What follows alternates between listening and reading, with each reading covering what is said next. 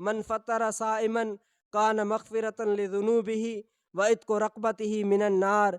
नबी अलैहिस्सलातु वस्सलाम फरमायो त जेको माण्हू कंहिं रोज़ेदार खे इफ़्तार करायो, अल्लाह रब्बुल इज़्ज़त उन जे गुनाहनि खे माफ़ फरमाए थो ऐं अल्लाह रब्बुल इज़्ज़त जहन्नम खां उन जे गर्दन खे आज़ाद थो फरमाए।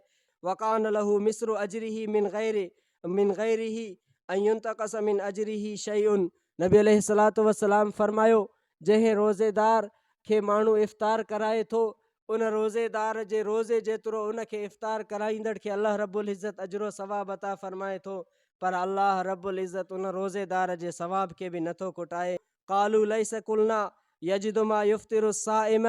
साहबा इकराम फरमायो, अल्लाह जा रसूल, असां जेकॾहिं एतिरो का शइ नथा लही सघूं जो असां कंहिं रोज़ेदार खे इफ़्तार कराए सघूं, कंहिंखे ड्रॉ कराए रोज़ो खोलराए सघूं, कंहिंखे जेको आहे मानी वग़ैरह खाराए करे रोज़ो खोलराए सघूं, जेकॾहिं उहे शयूं असां वटि मौजूदु न हुजनि। पाक पैगम्बर अलैहिस्सलातु वस्सलाम फरमायो फ़क़ाल युतिहिल्लाहु हाज़ा सवाबे। नबी अलैहिस्सलातु वस्सलाम फरमायो अल्लाह रब्बुल इज़्ज़त उन खे उन जो सवाब अता फरमाईंदो।